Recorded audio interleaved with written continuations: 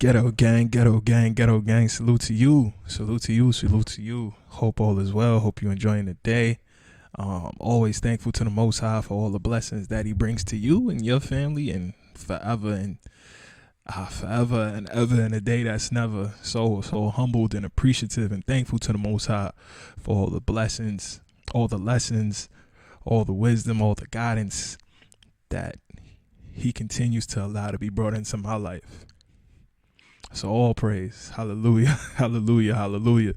Forgive me for laughing, but it just makes me happy to know that I have such a great God. And I mean that from the bottom of my heart.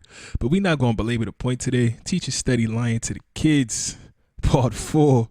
Halloween special. We're going to keep it short and sweet. But I thought I'd touch on it a little bit.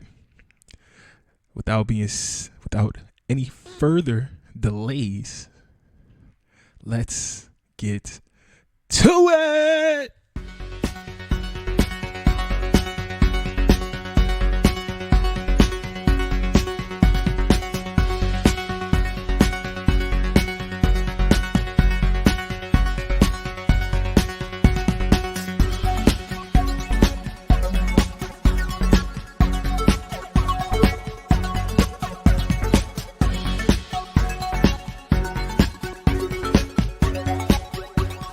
Copyright disclaimer under Section 107 of the Copyright Act 1976. Allowance is made for fair use for purposes such as criticism, comment, news reporting, scholarship, and research. Fair use is a use permitted by copyright statute that might otherwise be infringing. Nonprofit, educational, or personal use tips the balance in favor of fair use. Where did that come from? The license plate says it's from the federal government. Attention urban poor. The Federal Health Department, Fair in use, conjunction fair with the use. Center for Minority Control, is here today with complimentary flu shots. Complimentary means free. Free needles? God is good. Hey, whoa. What the hell, Hop, are you people doing? Have you forgotten all your conspiracy learnings? Listen, the government uses projects to test all kinds of poisons. Syphilis, crack, the McChitlins. Those chitlins made me mix sick. Now you see what I'm talking about. Hold on, everybody.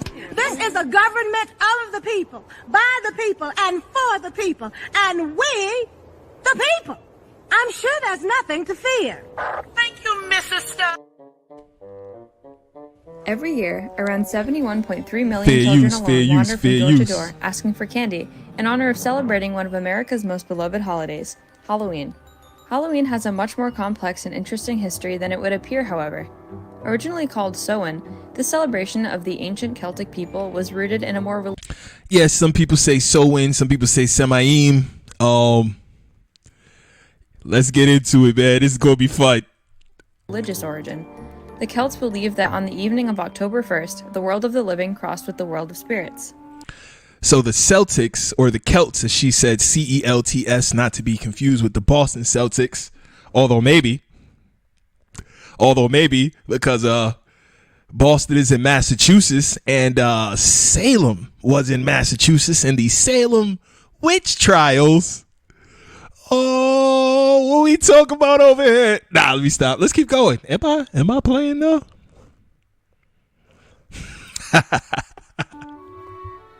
During the celebration, it was common to wear costumes made of animal skins, make sacrifices for Celtic gods, and tell one another's fortunes. Halloween has a much more complex and interesting history than it would appear, however. Originally called Samhain, this celebration of the ancient Celtic people was rooted in a more religious origin. The Celts believed that on the evening of October 1st, the world of the living crossed with the world of spirits. During the celebration, it was common to wear costumes made of animal skins, make sacrifices for Celtic gods, and tell one another's fortunes. In around 600 AD, Samhain became to be recognized as All Saints' Day, as the holiday started to become influenced by both celebration. It was common to wear costumes made of animal skins, make sacrifices for Celtic gods. Generally, they were wearing the animal skins of the animals they sacrificed. But let's keep going. Bonfire! And tell one another's fortunes. In around 600 AD, Samhain became to be recognized as All Saints' Day, as the holiday started to become influenced by both Catholicism and Christianity. Another name the holiday went by, other than All Saints' Day, was All Hallowmas. This then became All Hallows' Eve, and finally, its name as we know it today, Halloween. With the commercialization of Halloween in America, which was the most predominant in the 20th century, Halloween began to lose its religious aspects and became more family-friendly. If you call kids being snatched up family-friendly, but let's go. Halloween was then targeted at children, who carry on the tradition of asking adults in their homes for candy, which originated from a tradition in England called All Souls' Day. During this tradition, peasants would go around knocking on other citizens' doors asking for soul cakes, which were given to them in exchange of the peasants' promise that they would pray for the citizens' past loved ones. Evolving in time and changing due to the endless influences from cultures across the world, Halloween remains one of the most widely celebrated holidays in America, as well as various other nations around the globe. We ain't playing chess. And you, what's up with that getup? I told you to wear something inconspicuous so you don't get noticed. I won't be. How you like me now? So,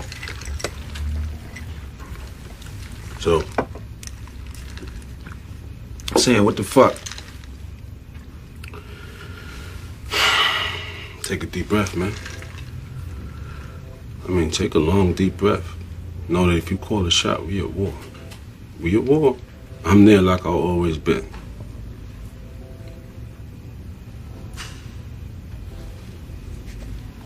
Think about turf, man. It ain't like it was.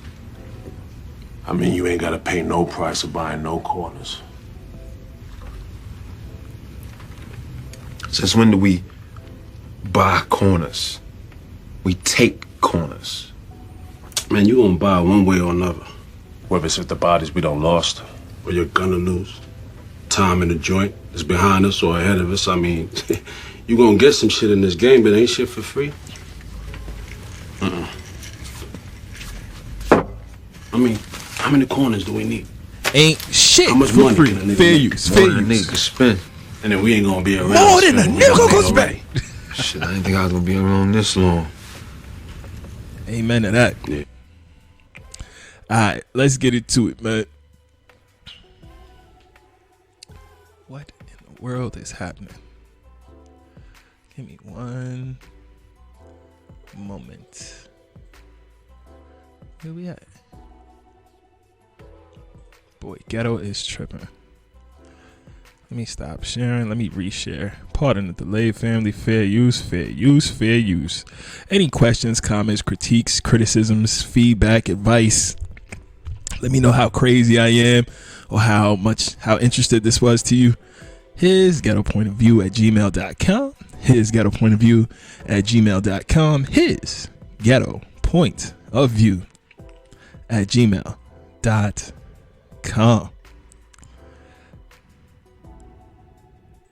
Support the movement, support the movement, support the movement. $. His ghetto point of view. $. His ghetto point of view. $. His ghetto point of view. And as always, thankful to the Most High for all the blessings and all the lessons. Hallelujah, hallelujah, hallelujah. Or as my Native Americans would say, hey, yeah, yeah, yeah, hey, yeah, yeah, yeah, hey, yeah, yeah, yeah. Or hi, yeah, yeah, hi, yeah, yeah, hi, yeah, yeah. Hey, yeah, yeah, yeah. Let's go. History.com. Soin or Semain. Semain. This is according to history.com. And if y'all say the History Channel is not a good source, that's fine. I'm open to that perspective, that they do a bit of washing to the information. But let's see what we can gather from here, and then we'll take it from there, right?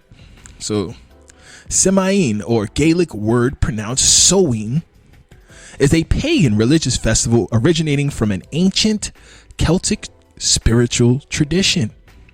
It is usually celebrated from October 31st to November 1st to welcome in the harvest. So this is a harvest ceremony, huh? And usher in the dark half of the year.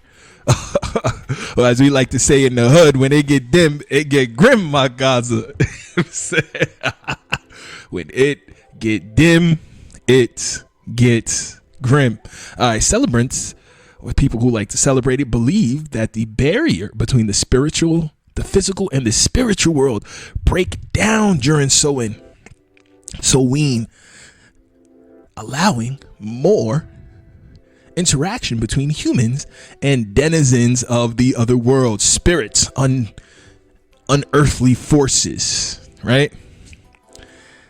Ancient Samhain, the haunted history of Halloween. Ancient Celts marked Samhain as the most significant of the 4 quarterly fire festivals. And for those that don't know, the Celts was a later name of the Druids.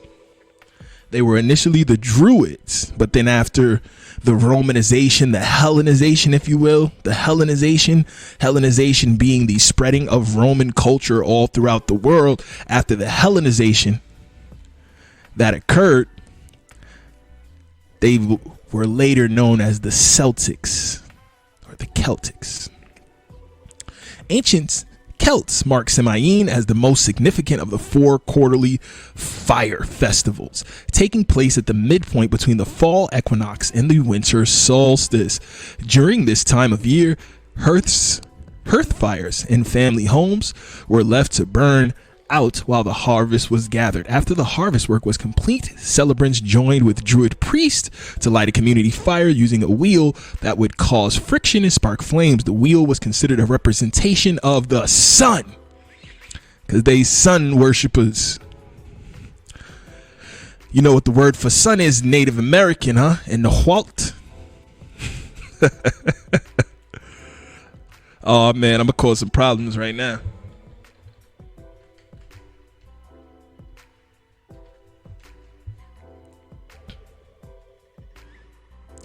An Ojibwe word for the sun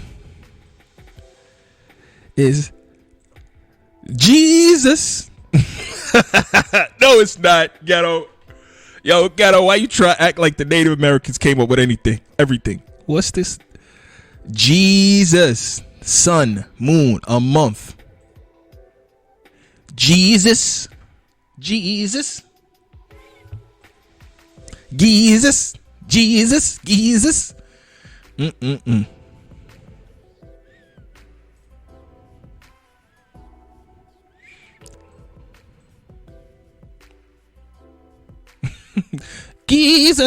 Jesus. Yo, Ghetto, you started problems. My fault, bruh. I didn't mean to start no problems. I just went to the Ojibwe dictionary. So this was a celebration of Jesus.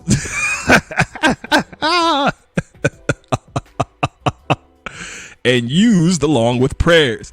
Cattle were sacrificed and participants took a flame from the communal bonfire back to their home to relight the hearth. Early texts present Samhain as a mandatory celebration lasting 3 days and 3 nights, where the community was required to show themselves to local kings or chieftains. Failure to participate was believed to result in punishment from the gods, usually illness or death. There was also a military aspect to Samhain in Ireland, with holiday thrones prepared for commanders of soldiers. Anyone who committed a crime or used their weapons during the celebration faced a death sentence. Some documents mention 6 days of drinking alcohol to excess, almost like Saturnalia, huh? Typically mead or beer along with gluttonous feasts. Dudes was eating. You know, that's my type of shirt, boy. Get the eating on. I like to be there when they get me eating on. Why do witches ride brooms? The history behind the legend. I could get into that. 8 facts about the Celts. All very dope. Shout to history.com. See what else we got here. Go to that in a second. Samhain.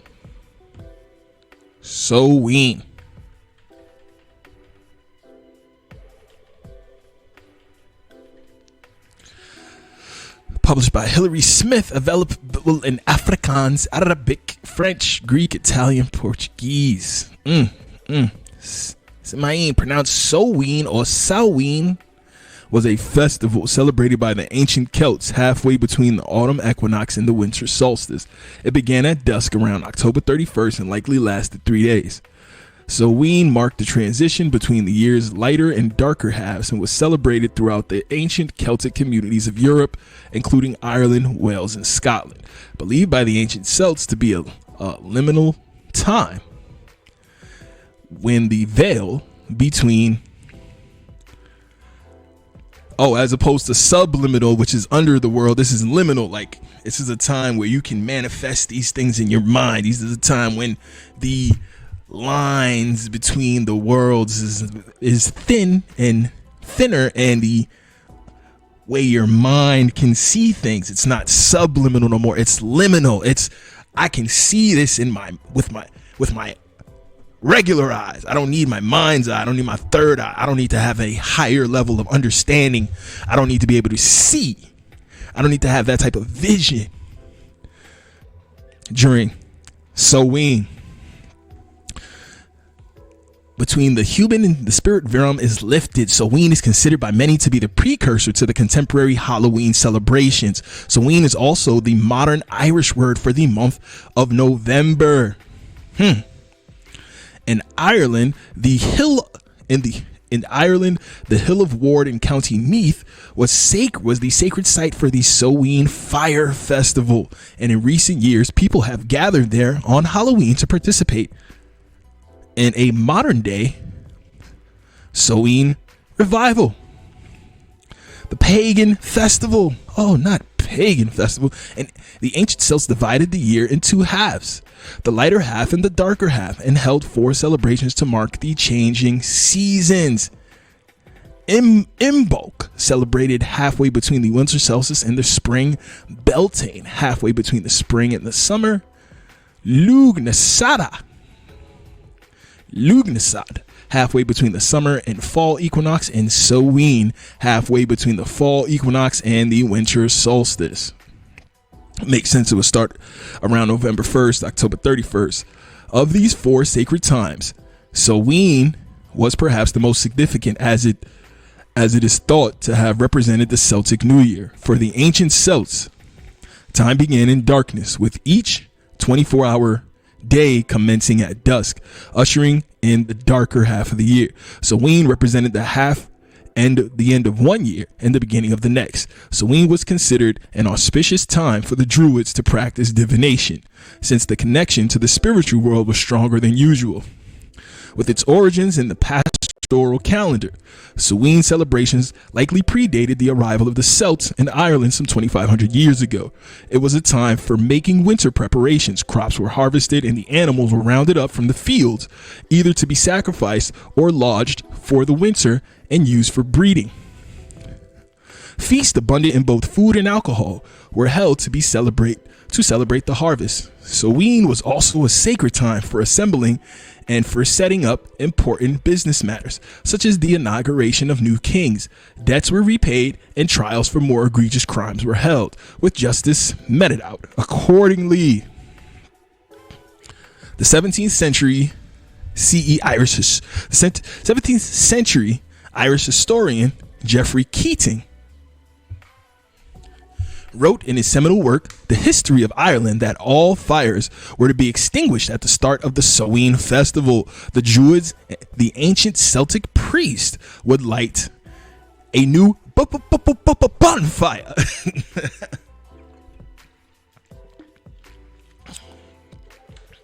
into which the bones of the animal sacrifices would be tossed. This bonfire gives us our modern word bonfire. My God, from this fire, others would light their torches and carry the flames home to relight their own hearths. Perhaps fittingly, much mystery shrouds the festival. Samhain, from our modern vantage point, we cannot know for sure exactly what would have taken place. But historians believe the festivities included animal sacrifices, dancing, and the donning of costumes made from animal skins and possibly animal heads. Oh, the animals they were sacrificing, mind you. Because, where else you going to get an animal's head? It's not like you was keeping it in the refrigerator. The fuck? Yo, ghetto, you crazy. I'm going to keep going, though. Samhain was considered an auspicious time for the Druids to practice divination, since the connection to the spirit world was stronger than usual. The lifting of the veil between the other world and the physical world meant that the Samhain was also considered to be a perilous time for the ancient Celts. The Celtic otherworld it's often described as existing in tandem with as opposed to completely separate from the human world. During Samhain, these realms converged and passage between them was easier. Spirits, both kind and malevolent, could act with more powerful agency on the human world. The concept of liminality, or the in-between, was an integral component of the ancient Celtic spirituality. Many important events in Celtic mythology took place in liminal spaces, such as on the shoreline or at liminal times, such as dusk or dawn. Witches' hours. Well, now they say that witches' hours is like 3 a.m., but this is different. At the dusk or dawn. Interesting. Samhain did not simply mark the change from summer to winter, but represented a transitional period in between the two seasons. Samhain was therefore without time, belonging to neither summer or winter. Without time. Interesting. The human realm was no longer bound by the rules of the physical world, and perhaps for this reason, Samhain is also thought to have been a time of peace. This was not the time for trivial human quarrels with the spirit realm in such close proximity. Yeah, you gotta use it or lose it. You gotta get in where you fit in and get your incantations up, I guess. Samhain and excuse me. Samhain in Celtic mythology. Shout out to the missus for bringing me the lemonade. Lemonade.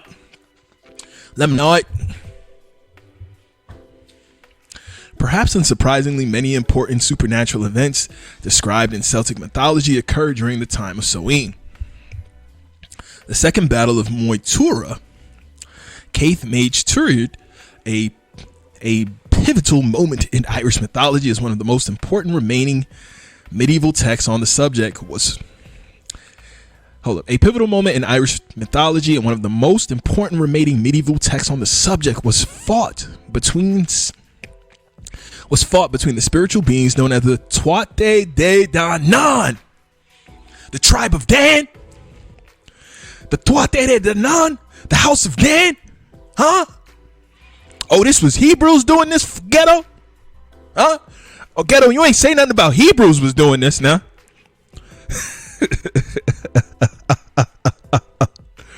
So how did the Celtics actually look if they had the Tuatha De Danann a part of their ranks? Did they have some of this beautiful brown skin? You know I love your brown skin. I don't know where it begins. I don't know where it ends. Oh, brown skin. Were they copper colored by any chance? I don't know. And the Fomori, and it's said to have taken place during Samhain.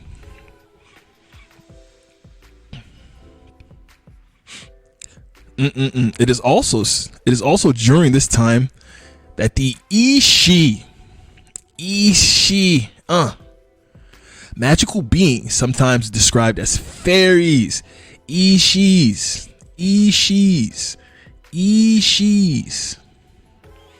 That's interesting, because if you turned that around, Ishis would be like she's, and we call people who act like that fairies. Damn. And didn't my man LL Cool J have at the beginning of his song, "Is she delicious?" Something like that. Oh man, now you my man like fairies. No. Allegedly. Stop. Let me stop the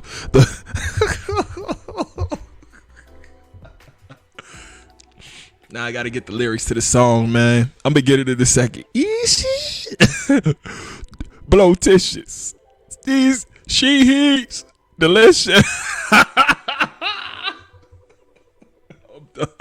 Chill. Yo, Ghetto, what is wrong with you, man? We thought you was here to teach us something. We thought that you had like some education about you, Ghetto. Ghetto, you keep talking like you got this education, my nigga, but you ain't got no goddamn education.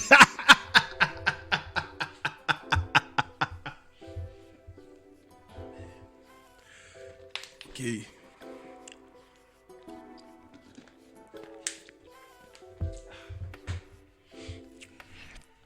Crazy. God damn it. Oh, man. The magical beings sometimes described as fairies, sometimes as Tuatha de Danann, who were driven underground. So some of the Tuatha de Danann who were driven underground may have been described as fairies or Ishi. Ooh. And sometimes as the pre-Celtic inhabitants of Ireland, like I just said. How did they actually look? We talk about those short people. Whence came the short people of Ireland, of the Highlands? How they get there? How did they get there? How do the people in movies like Lord of the Rings look actually, if we were making a real life interpretation of the movie? Would they be short? Would they look like Cheddar Man? Dark skin, blue eyes, blonde hair maybe? Oh snap. Yo, Ghetto, what you talking about? I know. Other world dwellings into the human realm. The Ishis, or the people of the Hollow Hills, lived in she or city. They lived in a city.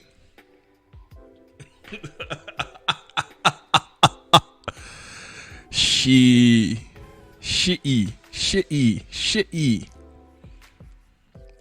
mounds. They lived in shitty mounds. I bet they did. Ancient burial mounds believed to be portals to the other world.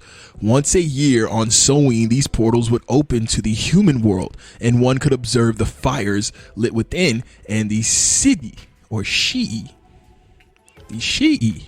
people coming and going. Such is the case in the tale of the outlaw Fionn mac Cumhaill, a popular legendary figure in the medieval Ireland who had this protection. I'm sure you had some of this velvety, chocolatey skin right here. When Fionn was studying poetry with Cethern, son of Fintan, he observed once a year on Samhain, Cethern would journey to one particular city or she mound where the fairy Allah lived. So Cethern would journey to the mound where the fairy Allah Eli Aya.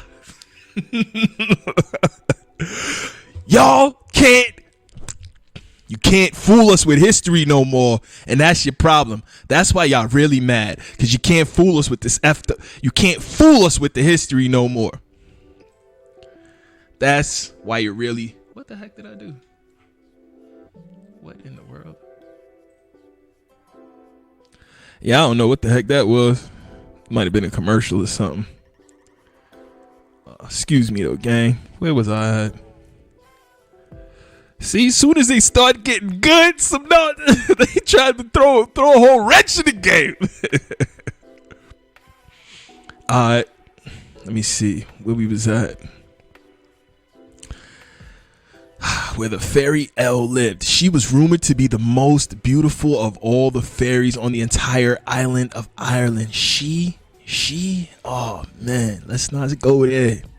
She was also unimpressed by her plethora of suitors, and many men would lose their lives every Samhain in their foolish attempts to woo her. Fionn is disturbed by these deaths, and the following Samhain he hides in the valley near Allah's city Shi'i mound to wait. In the darkness he can see the Shi'i mounds aglow with firelight emanating from their doorways. According to the legend, Fionn is able to avenge the death of his friends and win the respect of the fairies on this fateful night. On Samhain, humans could travel to the city people, but the city beings could also walk in the physical world. Aileen, a city warrior, is said to have destroyed Torah. And anybody who knows the story of the place of Torah, that is the place, if you've been following my Bible study series, that is the place, Torah, where Olam Fadla is alleged to have created to have the feast of Torah every year, where they would do ceremonies, big judicial things, have a meeting of the chiefs, and this was all done allegedly in honor of Tamar, or the last queen of the Hebrews. Olam Fadla, aka the prophet Jeremiah, created this place known as Torah, which sounds an awful lot like the first books of the Bible, the Torah. And this place was the spiritual center of Ireland, Torah, which was allegedly created by prophet Jeremiah when he had to flee with the last remnant of the Hebrew royal line into England. Oh yeah, wait, let's not go there. Let's not talk about that. The spiritual center of Ireland is the seat of the High Kings, each and every Samhain for 9 years. He is slain by none other than Fionn mac Cumaill, who pierces him with an enchanted spear mere moments before Aileen can escape through the shitty mound back to the safety of the other world. So he caught him on Samhain with a magical spear and killed him in this plane. Yet another legend tells of a girl named Caer Ebor myth. Eber? Yo, y'all can't do this no more. Y'all know y'all can't get away with this no more. Caer Ebor myth. She's a Bormieth, whose father is one of the Twati. What do you talk about Ebor so hard for? Ghetto? Stop it. Y'all know who Eber is? Huh? Y'all gonna play with me right now? Y'all don't know? Y'all don't know nothing? Eber, Hebrew, Eber, Romanized, Eber, Arabic, Abir, is an ancestor of the Ishmaelites and the Israelites according to the generations of Noah. In the book of Genesis, Eber was the great-grandson of Noah's son Shem and father Peleg, who was named such because the world was divided in his day. Talk back to me, Bible. Huh? Talk back to me. Yo, Ghetto, you be doing too much. I know. Born when Eber was 34 years old and of Joktan. He is the son of Shelah, a distant ancestor of Abraham. According to the Hebrew Bible, Eber died at the age of 464. In the Septuagint, the name is written as Heber/Eber, and as his father called Salah. His son is called Phaleg Phalek, born when Heber was 34, and he had other sons and daughters. Heber lived to an age of 464 years. The triliteral root is connected with crossing over and the beyond. Considering that the name for the descendants of Shem also stands for places, Eber can also be considered the name of an area. Perhaps near Assyria. May. Eber Mieth, whose father is one of the Tuate de Danaan, not the sons of Dan, huh? Oh no. Every other Soin, Seir,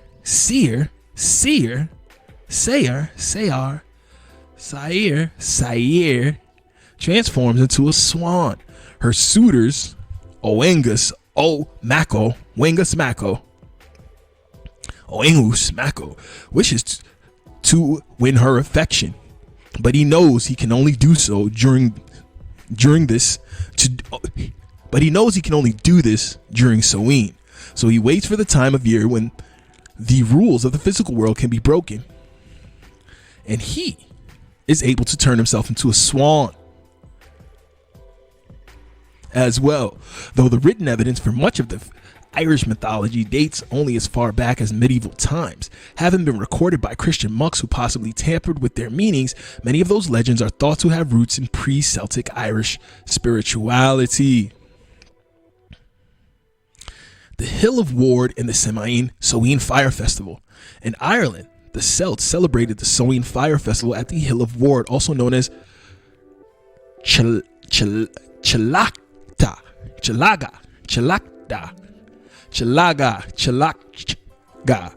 named for a powerful druidess, Tilachaga, I'm gonna say Tilachaga to make it easy, who died there after giving birth to triplets. I'm gonna keep going though. Located in the Boyne Valley in County Meath, Ireland, the Hill of Ward is approximately 12 miles from the Hill of Tara. The Hill of Ward.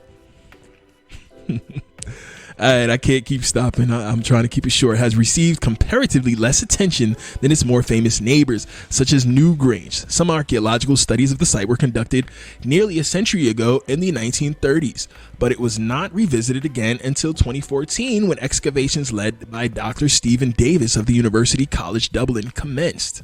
The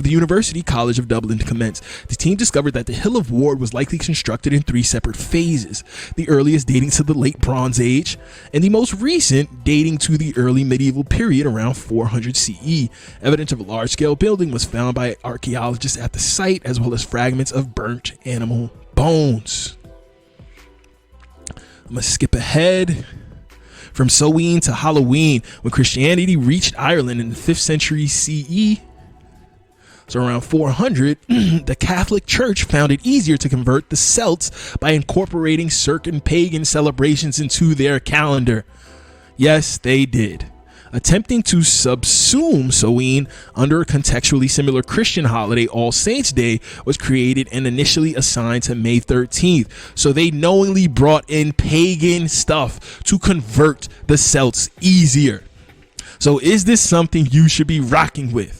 Is this something you should be celebrating when this was just brought in to trick the Celts into becoming Catholic? Probably in part due to the Celtic reluctance to abandon Samhain. All Saints' Day was eventually moved to the 1st of November.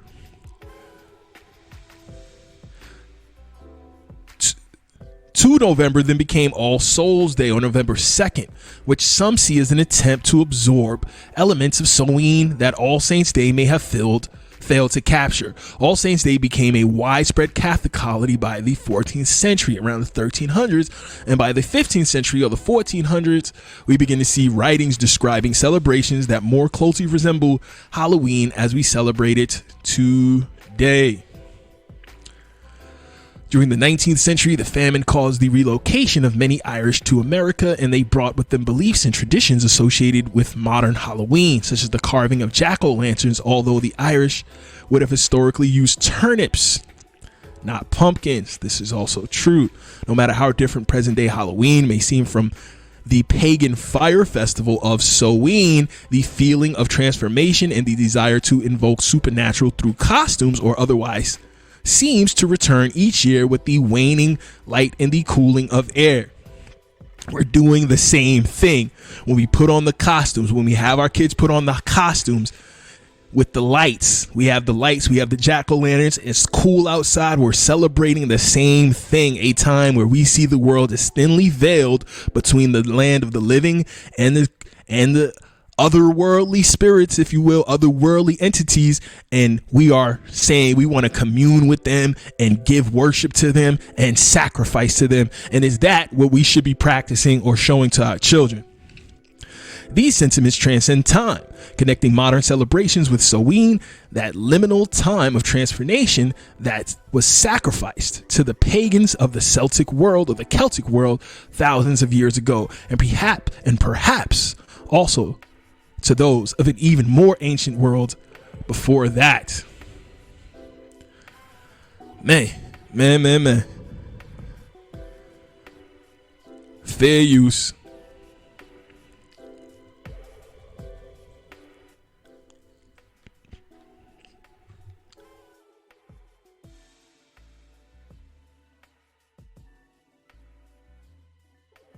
Much more complex and interesting history than it would. Every year, around 71.3 million children alone wander from door to door asking for candy in honor of celebrating one of America's most beloved holidays, Halloween. Halloween has a much more complex and interesting history than it would appear, however.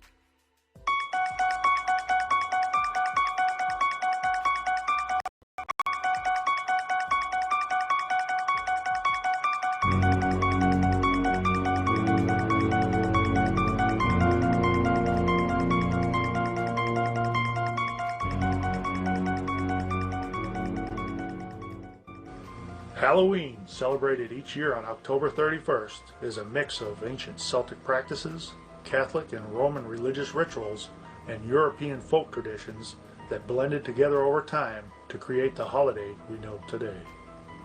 The Celts, who lived 2,000 years ago in the area that is now Ireland, the United Kingdom, and northern France, celebrated their New Year on November 1st. This day marked the end of the summer and the harvest and the beginning of the dark, cold winter, a time of uncertainty and fright.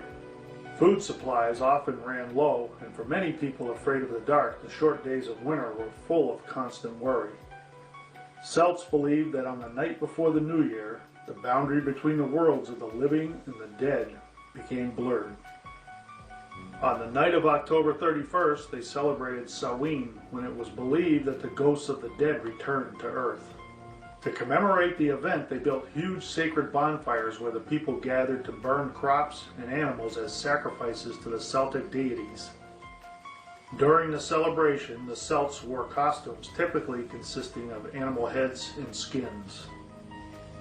When the celebration was over, they relit their previously extinguished hearth fires from the sacred bonfire to help protect them during the coming winter. By 43 AD, the Romans had conquered the majority of Celtic territory.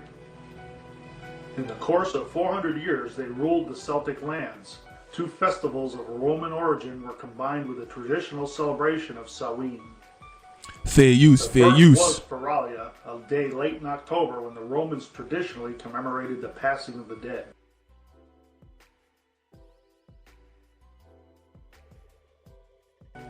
This day marked the end of the summer and the harvest and the beginning of the dark, cold winter, a time of uncertainty and fright. Food supplies often ran low, and for many people afraid of the dark, the short days of winter were full of constant worry.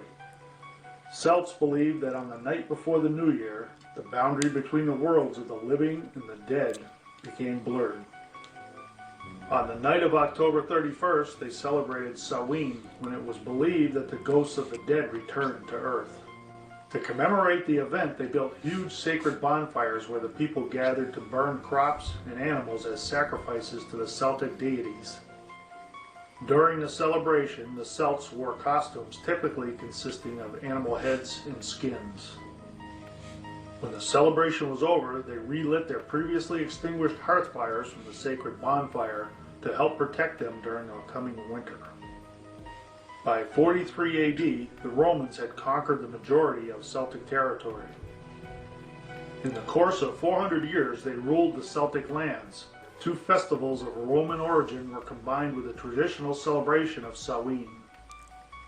The first was Feralia, a day late in October when the Romans traditionally commemorated the passing of the dead. The second was a day to honor Pomona, the Roman goddess of fruitful abundance. To the Romans, apples were a symbol of love and fertility. One Samhain ritual was to cut an apple in half, mentally fill it with all of your illnesses and bad habits, then put it back together and bury it in the ground. Is that what we get bobbing for apples, family? Again, is this something we should be having children celebrate? Let's keep going. Fair use, fair use. As the apple rotted, so would all your misgivings. As European immigrants came to America, they brought their varied Halloween costumes with them. Because of the rigid Protestant belief system that were held in early New England, celebration of Halloween in colonial times was extremely limited here. It was much more common in Maryland and the southern colonies. As the beliefs and customs of different European ethnic groups, as well as the American Indians, meshed, a distinctly American version of Halloween began to emerge. The first celebrations included play parties, public events held to celebrate the harvest, where neighbors would share stories of the dead, tell each other's fortunes, dance, and sing. Colonial festivities also featured the telling of ghost stories and mischief-making of all kinds. In the second half of the 19th century, America was flooded with new immigrants. These new immigrants, especially the millions of Irish fleeing Ireland's potato famine of 1846, helped to popularize the celebration of Halloween nationally. Taking from Irish and English traditions, Americans began to dress up in costumes and go house to house, asking for food or money, a practice that eventually became today's trick-or-treat. In the late 1800s, there was a move in America to mold Halloween into a holiday more about community and neighborly get-togethers than about ghosts, pranks, and witchcraft. At the turn of the century, Halloween parties for both children and adults became the most common way to celebrate the day. Parties focused on games, food of the season, and festive costumes. Parents were encouraged by newspapers and community leaders to take anything frightening or grotesque out of Halloween celebrations. Because of their efforts, Halloween lost most of its superstitious and religious overtones by the beginning of the 20th century. By the 1920s and 1930s, Halloween had become a secular but community-centered holiday with parades and town-wide parties as the featured entertainment. Despite the best efforts of many schools and communities, vandalism began to plague Halloween celebrations in many communities during this time. The printing of Halloween postcards in the United States, used most often as party invitations, began in the mid-1800s, with most of the cards being printed in the late 1800s and the 1920s. Collectors estimate that approximately 3,500 images were produced for Halloween.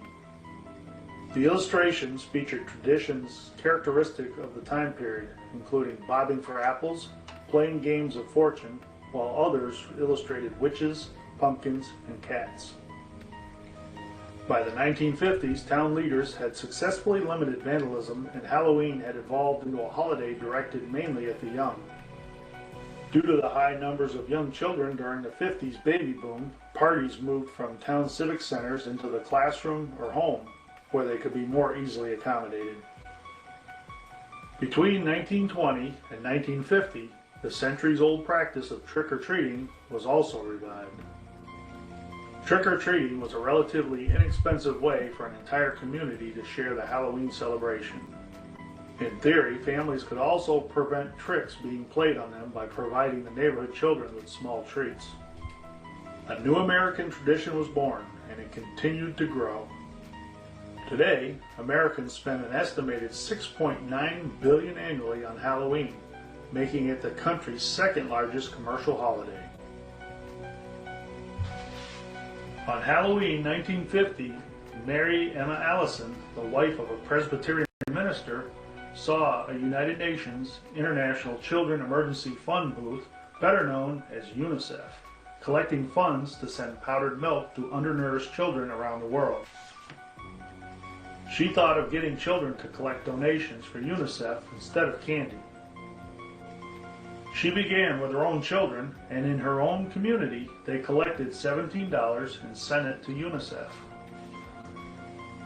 Thus began a tradition which continues to this day here in the United States and throughout the world. Sending people money. Hundreds of years ago on Halloween, when it was believed that ghosts came back to the early world, people thought that they would encounter ghosts if they left their homes. Pay attention. To avoid being recognized by these ghosts, people would wear masks when they left their homes after dark so that the ghosts would mistake them for fellow children around the world.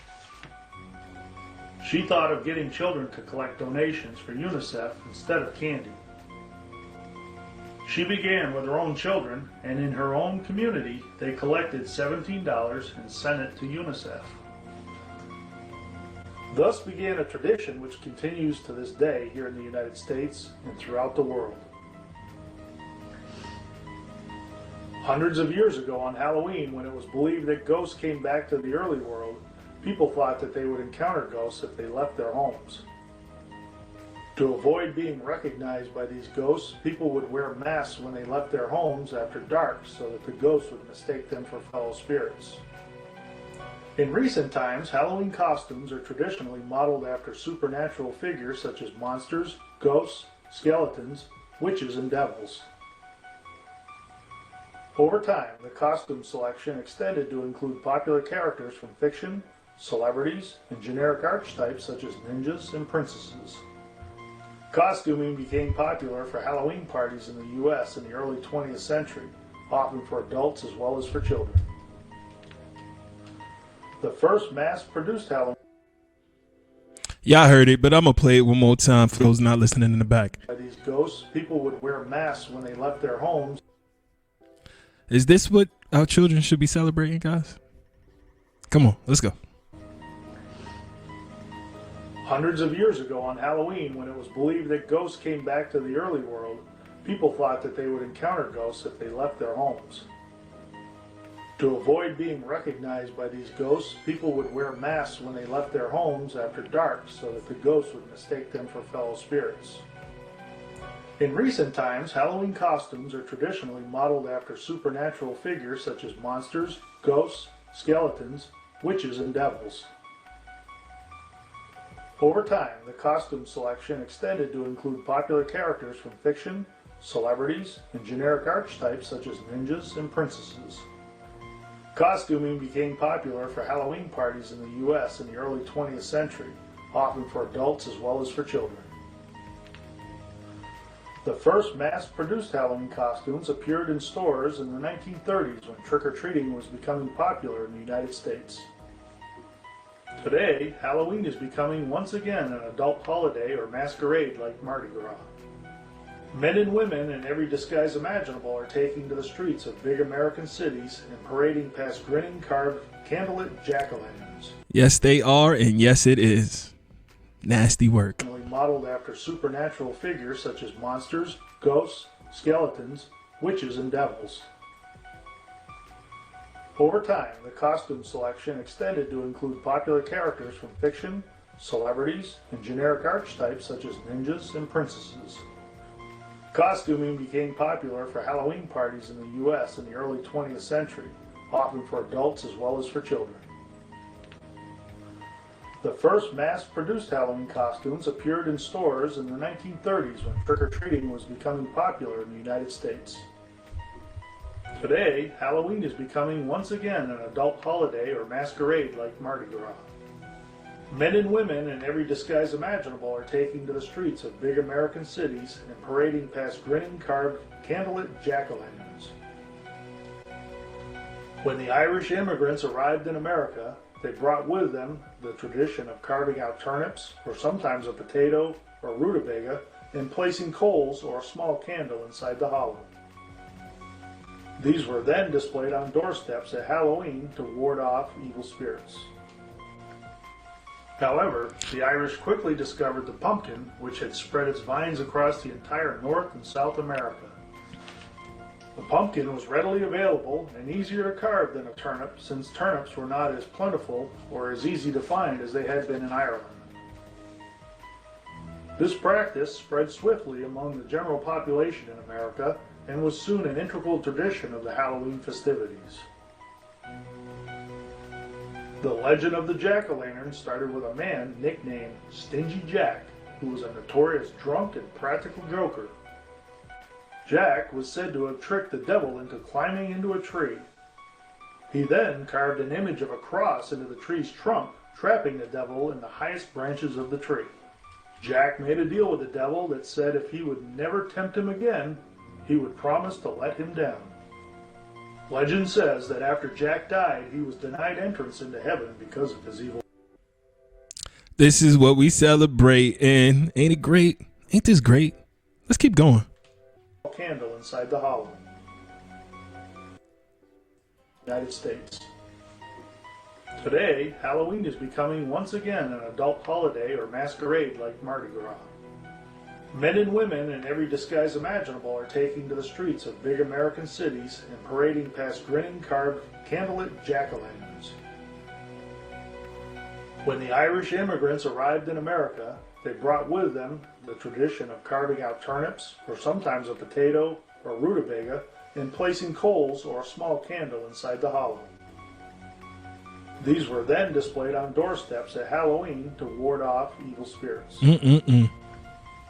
However, the Irish quickly discovered the pumpkin, which had spread its vines across the entire North and South America. Not the pumpkin. The pumpkin was readily available and easier to carve than a turnip, since turnips were not as plentiful or as easy to find as they had been in Ireland. Yes, the pumpkin. This practice spread swiftly among the general population in America and was soon an integral tradition of the Halloween festivities. The legend of the jack-o'-lantern started with a man nicknamed Stingy Jack, who was a notorious drunk and practical joker. Jack was said to have tricked the devil into climbing into a tree. He then carved an image of a cross into the tree's trunk, trapping the devil in the highest branches of the tree. Jack made a deal with the devil that said if he would never tempt him again, he would promise to let him down. Legend says that after Jack died, he was denied entrance into heaven because of his evil ways. Jack was then denied entrance into hell because he had tricked the devil.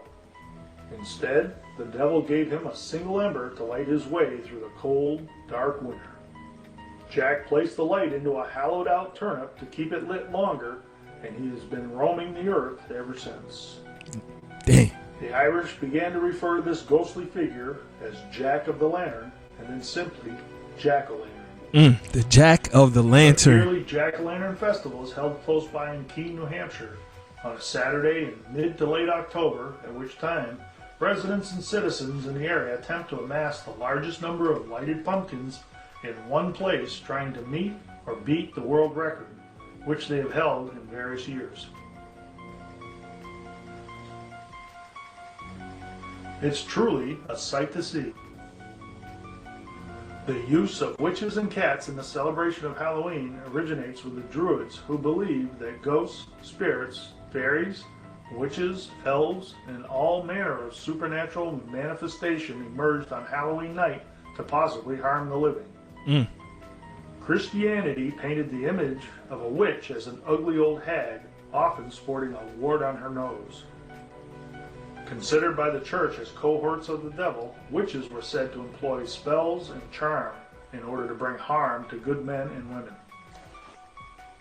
Aside from the association with cats, they were said to be assisted with bats or spiders or other creepy crawly creatures which carry out their wicked deeds. However, this evil witch character is pure fiction. Witches may be traced back to at least the Celts, and possibly even further. In ancient times, men and women who were designated as witches were actually considered to be wise people initiated in the mysteries of the spiritual world and healers and experts in the art of medicine. It originates with the Druids, who believed that ghosts, spirits, fairies, Witches, elves, and all manner of supernatural manifestation emerged on Halloween night to possibly harm the living. Christianity painted the image of a witch as an ugly old hag, often sporting a wart on her nose. We out of here, gang. Considered by the church as cohorts of the devil, witches were said to employ spells and charm in order to bring harm to good men and women. Aside from the association with cats, they were said to be assisted with bats or spiders or other creepy-crawly creatures which carry out their wicked deeds. However, this evil witch character is pure fiction. Witches may be traced back to at least the Celts, and possibly even further. In ancient times, men and women who were designated as witches were actually considered to be wise people initiated in the mysteries of the spiritual world and healers and experts in the art of medicine. It was a common Celtic belief that cats, particularly black ones, had once been human beings who had been transformed into felines as punishment for their evil deeds or through coming in contact with bad magic. Catholic traditions, blended with the Celtic beliefs, eventually turned the cat into a witch's companion, along with the theory that the witch herself had a mystical knowledge to transfer herself into the form of a cat. With the Roman invasion into Celtic lands came the Roman festival which honored Pomona, the Roman goddess who presided over fruits and gardens. She was invariably portrayed as a beautiful maiden whose arms were filled with fruit and who wore a crown of apples upon her head. It is generally accepted that it is from Pomona that the association of apples became aligned with Halloween, along with the custom of bobbing for this particular fruit and its close link to the autumn harvest. Teach. One of the fun customs at Halloween is going to see horror movies. One such movie is Frankenstein, based on a book written by Mary Shelley in 1818. Great book, by the way. Great book. Mary started writing the story when she was 18, and the novel was published when she was 21. Most horror movie buffs remember the classic 1931 film starring Boris Karloff as Frankenstein. Also in 1931, the vampire horror film Dracula, based on Irish author Bram Stoker's 1897 novel, hit the theaters starring Bela Lugosi in the title role as the vampire Count Dracula. Between 1879 and 1898, Stoker was a business manager for the world-famous Lyceum Theatre in London, where he supplemented his income by writing a large number of sensational novels, his most famous being the vampire tale of Dracula. For the more recent horror flicks, we consulted with Dennis Peck, BCTV Teen Talk producer and all-time horror movie buff, and he came up with a list of his all-time favorites. A Nightmare on Elm Street, Friday the 13th, Halloween, Scream, Sleepaway Camp, The Shining. We're going to end with a fun note, guys. The Evil Dead. Fair use, fair use, fair it's use. Hot and cold running chills as a big witch brews trouble for America's favorite rabbit in Bugs Bunny's Halloween special. Me, what's up, witch? Did y'all know that came out? I wish I would have got to see that. Scared They out of didn't them have and that the when I was a pumpkin kid. who couldn't smile. 2 Halloween treats starting at 8, 7 Central and Mountain. I wish they had that when I was a kid. Halloween film franchise has been a mainstay in horror films since its first release in 1978. Just a little light, Directed by light legendary side. filmmaker John Carpenter, the original film set a standard in slasher films moving forward. Fair use, fair use. Starring Jamie Lee Curtis and Donald Pleasance, the film tells the tale of Michael Myers, a man who killed his sister on Halloween night in 1963. 15 years later, he breaks out of an asylum to kill again. Michael Myers took a place in horror history alongside Jason and Freddy, but future installments of the franchise wouldn't treat the characters so well. As was the habit through the 80s and 90s, cheap sequels were churned out, hoping to capitalize on the popularity of the original. Halloween 4, The Return of Michael Myers, had already completed principal photography in California, but when more shooting needed to be completed, the cost of recreating fall in California in spring was too much, so the filmmakers came to Salt Lake City. The experience went well enough that filmmakers returned to film Historical horror and history. I tried to show it. Brought to you by adjunct professor David Atkins. Fair use, fair use, fair use. There are several students in the audience that I know have been in Mr. Atkins' classes. There may be some in the audience that are still in Mr. Atkins' classes. We also have students here from all different classes, and we have many other people that are not our students. And thank you very much for coming here. Fair use, fair being use. Supportive of this night of historical horror and history of Halloween. I'm only going to tell you a very short little teeny weeny bit about Mr. Atkins. I've already told you he's an adjunct professor for us here at Rhone State. I'm gonna skip ahead a little bit, family, so we can get to the parts. Skip out ahead of her introduction. We do. In fact, they didn't have calendars. Probably the most American holiday. I know some. Fair use, fair use. Get some clerical stuff out of the way. Most of you have noticed, but I've got to say it. We've got sign-in sheets over there for like every professor at Rhone State. So look for the one you've got. If you want your extra credit, make sure you sign in before you leave. Very good? All right. I also want to reiterate, thank you all for showing up on this appropriately gloomy and slightly damp evening. We're here to talk about scary stuff, sort of. We'll start with the history of Halloween. I want to present the idea that Halloween, for me, is possibly the most American holiday.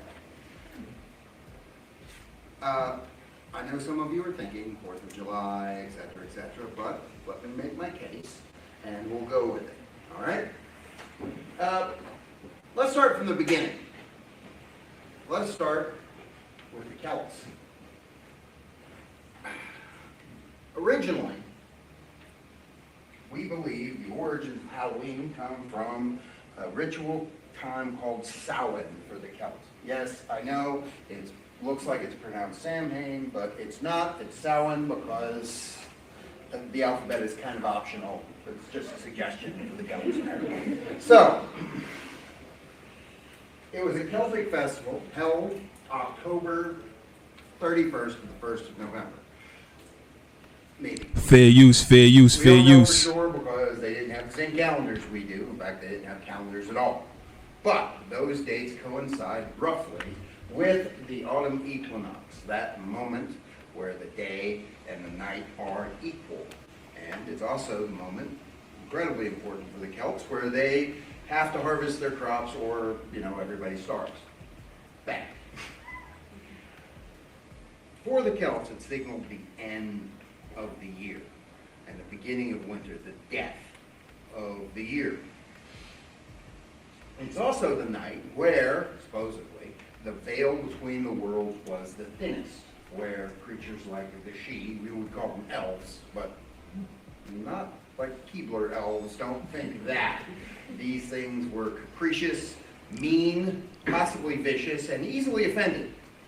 So, a tradition arose where if a traveler came to your door during this time, you could not turn them away. You would automatically let them in, set a place at the table because you didn't know for sure whether it was just a person, a traveling vagrant, or an ancient god that might have stopped by your house for dinner. It would be bad to offend something like that, so these traditions came about. And, of course, people being people, many took advantage of this. We also think this may have been the Celtic New Year because the Celts believed in a cycle of life. And for them, the whole system started with death, reverse of what we usually do. People die, then they get reborn. You gotta die first before that happens, so that's just the way their system worked. But clearly, this isn't Halloween, right? But there are traditions we share in common with them. For example, jack-o'-lanterns, right? Now, the tradition of carving vegetables into horrible faces originates, and with the Celts as well, because ghosts, goblins, and other things floating around during this time of year, you want to keep them away from your house, so you carve vegetables into horrible faces to drive them away. However, they didn't use pumpkins. Their choice of vegetable was, well, that. Yeah, that's the reaction I usually get when I show this. This is a turnip. It's been suggested that one Halloween we may do a turnip carving contest. I don't know. We'll see if we can get something worse looking than that. But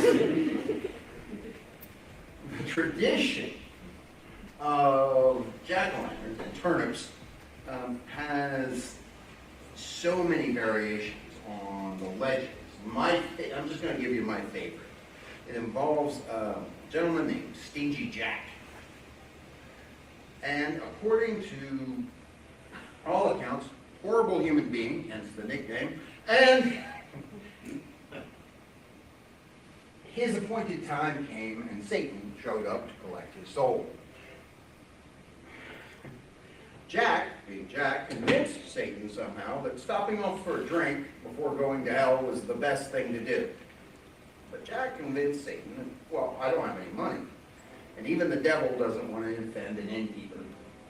So the devil turned himself into a coin to pay for the drinks, which Jack immediately swiped, stuck in his pocket next to a crucifix, meaning the devil couldn't turn back into his normal form.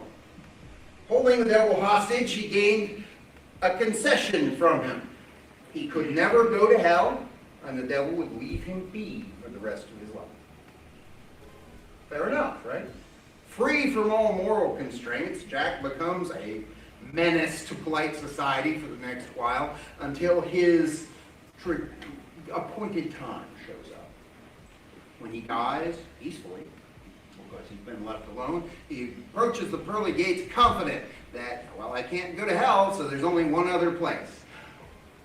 But when he gets there, they say, well, we can't let you in. With nowhere else to go, he returns to the underworld and talks to Satan once again, but the devil honors his deed and tells Jack that I can't take you in. You made me a promise. But he gives Jack a gift. In his wandering in the eternal darkness that he now sees before him in eternity, the devil gives him a turnip with a small coal from hell in it to light his way in the darkness. Now there's only one time of year that Jack can wander the world. Care to guess? Halloween. Looking for more souls to join him and ease his loneliness.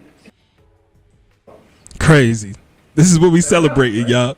Free from all moral constraints, Jack becomes a This is a professor at a college. For the next while, let's go. Until his appointed time shows up. When he dies peacefully, because he's been left alone, he approaches the pearly gates confident that, well, I can't go to hell, so there's only one other place. But when he gets there, they say, well, we can't let you in.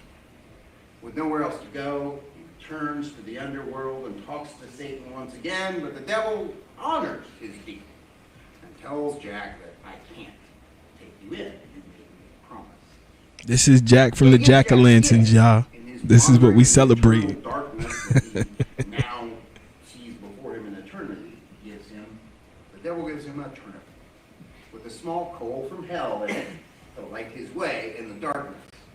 Now there's only one time of year that Jack can wander the world. Care to guess? Halloween. Looking for more souls to join him and ease his loneliness. Looking for souls to join him and ease his loneliness. So My God. One. There are literally 100 variations on that same story. But explains the name at the very least. Another tradition, I'm betting many of you participated in, bonfires, right? Bonfire. For this time of year, why? As the nights get longer, the Celtic people used bonfires not only as a comfort, but as the autumn equinox approached and the nights got longer and longer. This is a last great rage, a reminder that the light isn't going to disappear, but it's just temporarily gone. I think many of us do it because, well, it's getting cold. But once again, though, these traditions aside, this is still not Halloween yet. Right? For that, we have to jump forward several hundred years to the Romans. One of the strengths of Roman society, one of the reasons they're so successful, is as they move through and conquer other cultures, they take traditions from them and adopt them for their own. And they take their own traditions and insert them into these other cultures. And one of the biggest things the Romans bring to the Celtic regions are fruit trees from the Mediterranean. To that end, they also bring the ritual of Pomona, goddess of fruits and vegetables and the harvest, who, coincidentally, her rituals are celebrated at this same time of year. I'm willing to guess that unknowingly, many of you have participated at one point in your life in the ritual of worship of Pomona. Anybody know what I'm talking about? No, correct. You are correct. I'm betting to guess many of you have participated in the worship of Pomona and didn't even know it. I thought y'all worship Jesus, nigga. I'm sorry, that was disrespectful. But in all seriousness, are y'all worshiping other gods and other entities and other deities that you didn't sign up for by letting yourselves and your children participate in these things? Let's talk. Once again, though, these traditions aside, this is still not Halloween yet. Okay? For that, we have to jump forward several hundred years to the Romans. One of the strengths of Roman society, one of the reasons they're so successful, is as they move through and conquer other cultures, they take traditions from them and adopt them for their own. And they take their own traditions and insert them into these other cultures. And one of the biggest things the Romans bring to the Celtic regions are fruit trees from the Mediterranean.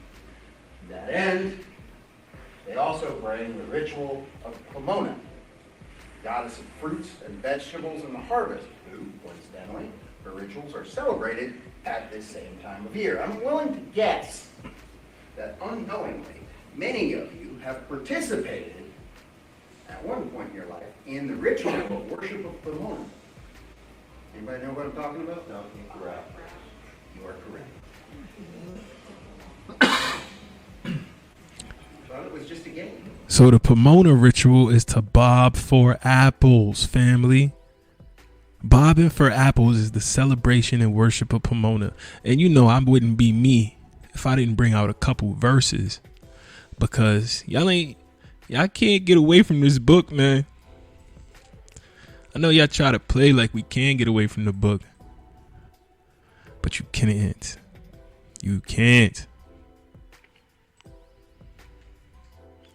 The book of Ephesians, chapter 5 and verse 11, and have no fellowship with the unfruitful works of darkness, but rather reprove them. Again, Ephesians 5 and 11, and have no fellowship, none, zero, with the unfruitful works of darkness, but rather reprove them. Here's another one. 1 Corinthians 10, chapter 21. You cannot drink of the cup of the Lord and the cup of demons. Ghetto, you being a little extra. It's not that serious. We just letting the kids have a little fun. You cannot drink of the cup of the Lord and the cup of demons. If that's not clear in some way, please let me know. 1 Corinthians chapter 10, verse 21.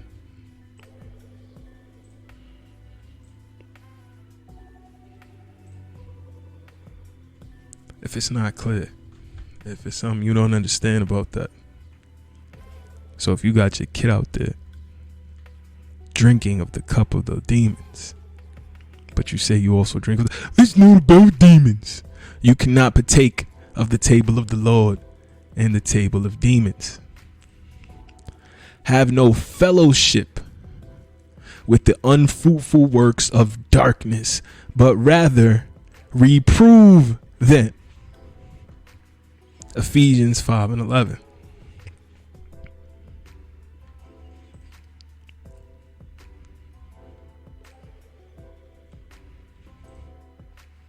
Let's go.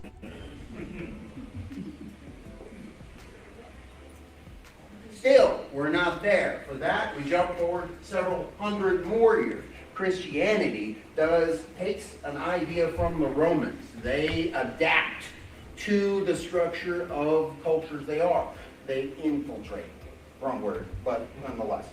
As Christianity spreads, they adopt the same holidays.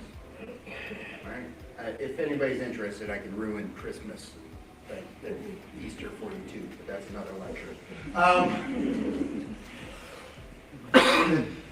And it becomes official in the 7th century. Pope Gregory declares All Saints' Day, November 1st. October 31st was All Hallows Eve, and November 2nd was All Souls' Day. These are days to remember the sacrifices of saints and martyrs from Christianity, and a day to remember your loved ones they've lost during the year fondly. Jump forward even further to the 16th century. You're seeing Christian children adopt the idea of dressing up to hide themselves from ghosts and goblins. But since Christians don't believe in those, they are instead dressing up in horrible, grisly costumes to commemorate the horrible deaths of various martyrs and saints. But the tradition continues here. For some reason, this sticks. Partly because it's harvest time, and harvest time is harvest time. But what about you, America? Here, we jump forward even further.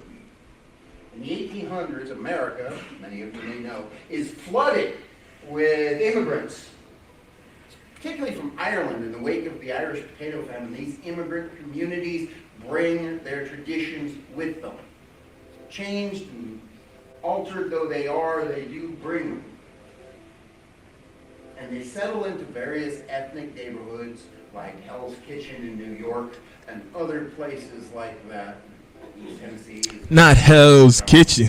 They bring these with them. And as they settle into these neighborhoods, and on October 31st, Irish children go out, dress up, and get free candy and food. The neighborhood kids go, what are you all doing? Horrible. Changed and altered though they are, they do bring them. And they settle into various ethnic neighborhoods like Hell's Kitchen in New York and other places like that. East Tennessee, as many of you know, is predominantly Scots-Irish. They bring these with them. And as they settle into these neighborhoods, and on October 31st, Irish children go out, dress up, and get free candy and food. The neighborhood kids go, what are you all doing? And they say, well, I'm going to get in on that. And it spread from there. Why wouldn't it, right? You got to get guising. Dressing up, disguising yourself becomes more popular, as does the practice of souling. Although that one is a little fuzzy, really. Rich folks, according to some accounts, have a harder time getting into heaven. So the tradition of souling is where children show up at your door and sing prayers of faith and forgiveness to try to save your soul if you're a rich person. In exchange for their efforts, rich folks come out and give them baked goods and hot beverages. Clearly, this has moved from harvest time to Christmas. That's crazy. It's a little fuzzy, really. Rich folks, according to some accounts, have a harder time getting into heaven. So the tradition of souling is where children show up at your door and sing prayers of faith and forgiveness to try to save your soul if you're a rich person. In exchange for their efforts, rich folks come out and give them baked goods and hot beverages. Clearly, this has moved from harvest time to Christmas for us, for Carol, right?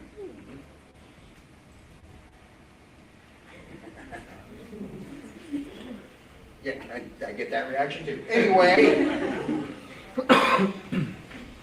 trick or treat.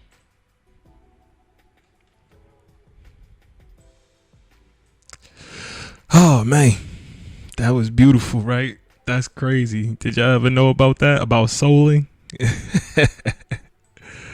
Yeah, so it's like rich people paying your kids to sing them into heaven. Help them step by step. Ba-doom boom, stairway to heaven. Souling, the forgotten Halloween tradition you need to know about. History.co.uk/article/souling. Hyphen the forgotten, hyphen the, hyphen forgotten, hyphen Halloween, hyphen for tradition. Okay.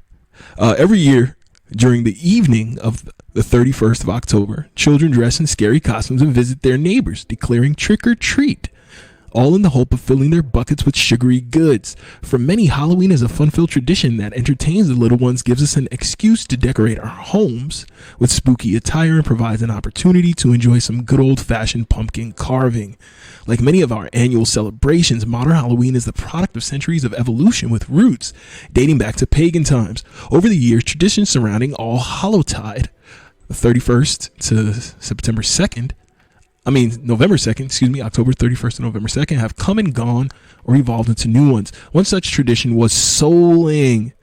And what they call black music, they call it that soul music. I'm going to leave it alone, though. Who makes soul music? Who's the king of soul? Huh? I got soul, and I'm super bad. Huh? Who be souling for real out here? I'm going to leave it alone. The medieval precursor to trick-or-treating, which revolved around the giving of a small round cake in exchange for prayers. The practice remained popular in Britain until the mid-20th century, but now has largely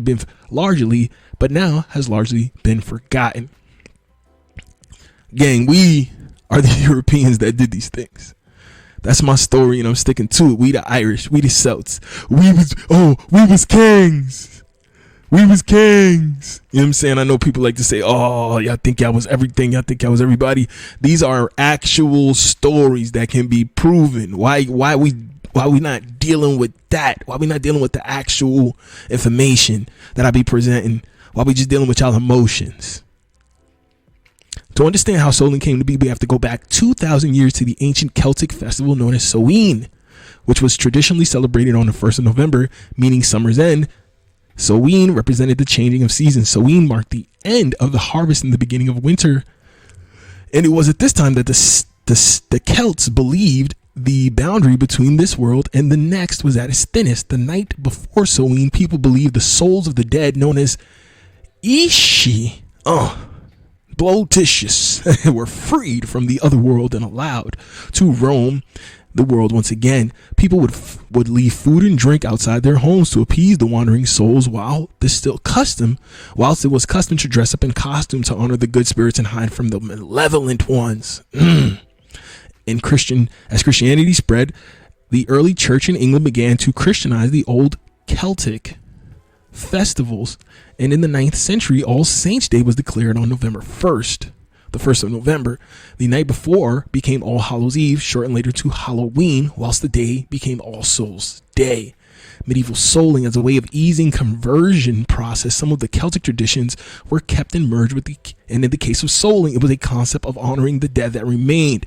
The earliest report of the practice dates back to the beginning of the 16th century, beginning on All Souls' Day, later spreading to encompass the All Whole Tide. All Whole Tide. The poor would go around wealthy houses and beg for money, apples, pies, or ale, special cakes known as soul cakes. In return, they would pray for the souls of the givers and their dead relatives. The latter was particularly important as it would believe the souls of the deceased needed prayers to help them be freed from purgatory. Gang, I'm going to end it there for today.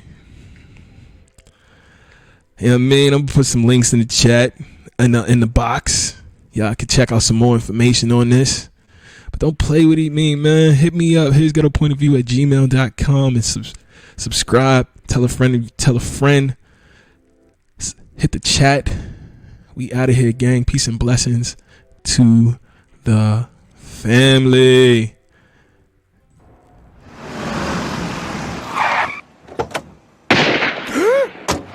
Thank you for coming. I'll see you in hell.